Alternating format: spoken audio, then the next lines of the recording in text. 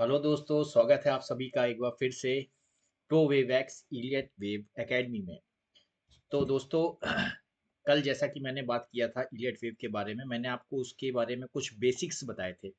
आज हम उसी बेसिक्स पर बात करेंगे कि बेसिकली हम उसको चार्ट पर समझने की कोशिश करेंगे कि वो इलियट वेव कैसे काम करता है। ठीक है, तो जैसा कि मैंने पहले ही आपको बताया कि इलियट वेव सेंटिमेंट्स पर वर्क करता है, एक साइकोलॉजी पर वर्क करता है कि मार्केट का मूव किधर जाएगा।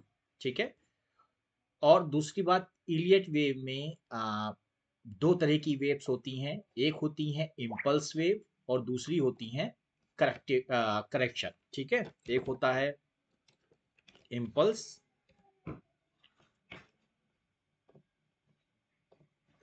और दूसरा होता है करेक्शन। ठीक है, तो इम्पल्स और करेक्शन ये दो तरह के मेनली इसमें ट्रेंड होते हैं। तो इम्पल्स क्या होता है, जिसमें हम 5 मूव काउंट करते हैं। हम जरा थोड़ा सा ब्लैंक स्क्रीन पर आते हैं।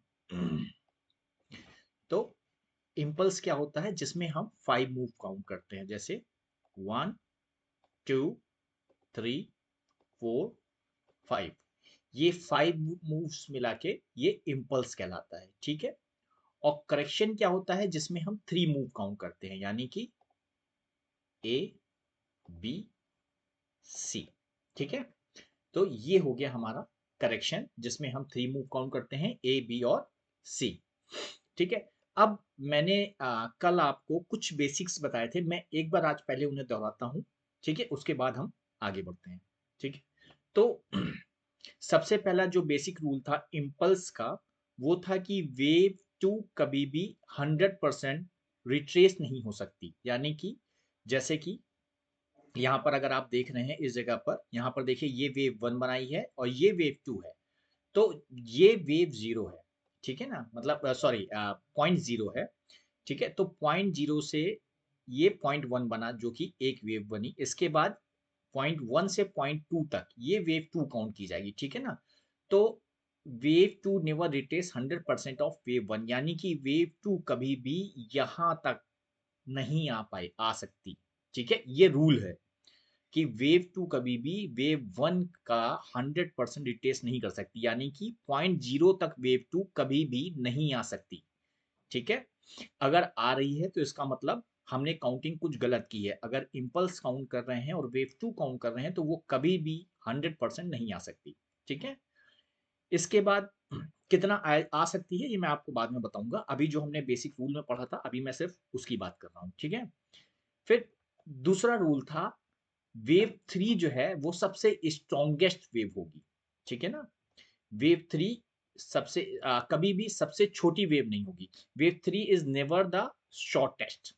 ठीक है, मतलब वेव 3 कभी भी शॉर्टेस्ट वेव नहीं होगी, यानी कि जैसे वेव 1 गई, वेव 2 गई, ये वेव 3। अब यहाँ पर देखिए, वेव 3 सबसे छोटी है। अगर हम लेंथ नापें यहाँ पर,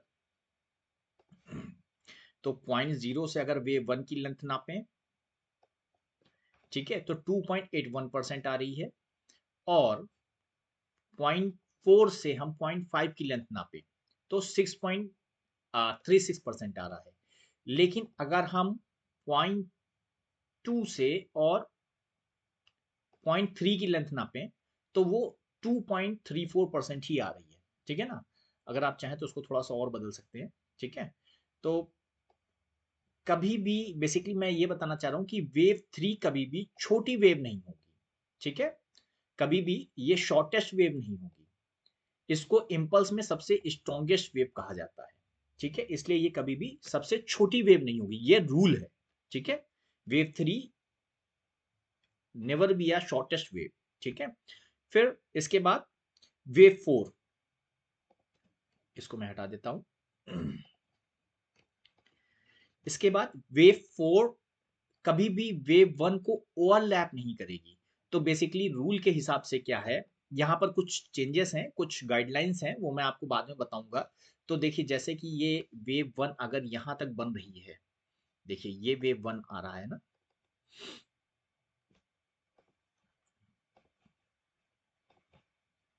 ठीक है, तो ये वेव वन का ये पॉइंट वन बना यहाँ पर, ठीक है।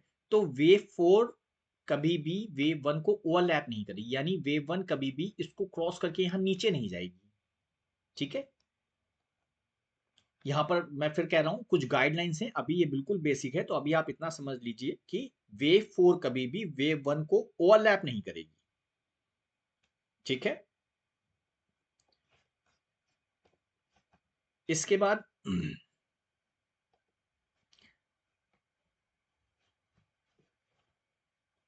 इसके बाद मैंने आपको बताया था कि मार्केट हमेशा फ्रैक्शंस में मूव करती है, यानी कि खुद को दोहराती है, तो वेव्स के अंदर भी वेव्स होंगी, ठीक है।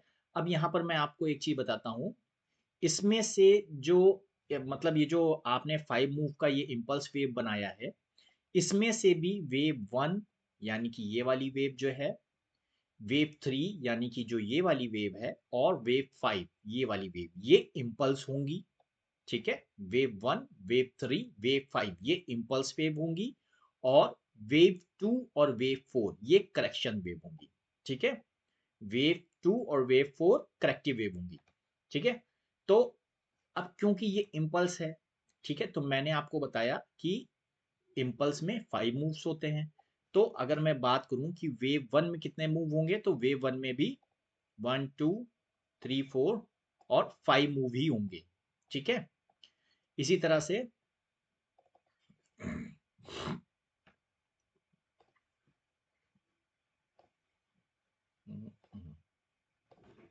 ठीक है, इसी तरह से अगर वेव थ्री की बात करूं, तो वेव थ्री में भी कितने मूव होंगे, फाइव मूव होंगे, ठीक है। और अगर मैं वेव फाइव की बात करूं, तो इसमें कितने मूव होंगे, इसमें भी फाइव मूव होंगे, ठीक। तो वेव वन में, वेव थ्री में, वेव फाइव में फाइव फाइव मूव होंगे। यही मैंने आपको कल बताया था कि waves adjust with in the wave, यानी कि वेव के अंदर भी वेव एडजस्ट करती हैं, ठीक है।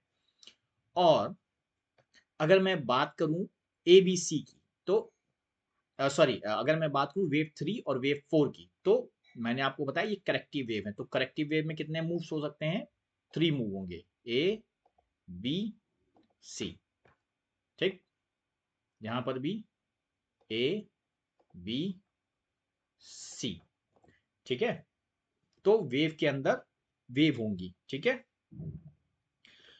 और सेम स्ट्रक्चर ही फॉलो कर रही होंगी, यानी अगर वेव वन बनी है, तो वेव वन के अंदर फाइव मूव्स होंगे, जो कि one two three four five के मूव में जाएंगे इम्पल्स में, ठीक है। उस वेव के अंदर भी जो wave one two three four five बन रही होंगी, यानी कि अगर वेव वन है, वेव थ्री है, वेव फोर है, तो वेव वन की, मैं इसको थोड़ा सा ऊपर कर देता हूं,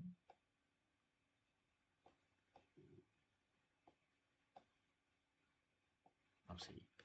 तो जो वेव वन की फाइव वेव्स हैं, one two three four five, इसमें जो wave one two three four five होंगी, ठीक है, इसमें भी वैसे ही मूव होंगे, ठीक है, यानी इनमें भी one two three four five बन रहा होगा, ठीक है।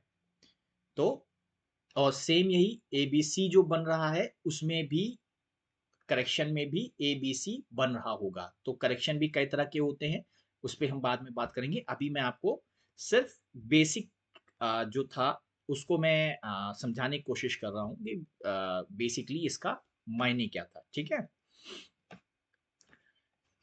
तो ये अभी हम इसको जो है यहीं तक रखते हैं। इसके बाद हम कल फिर से आगे बढ़ेंगे इसके लिए, और कुछ और रूल और गाइडलाइंस जानेंगे। Thank you.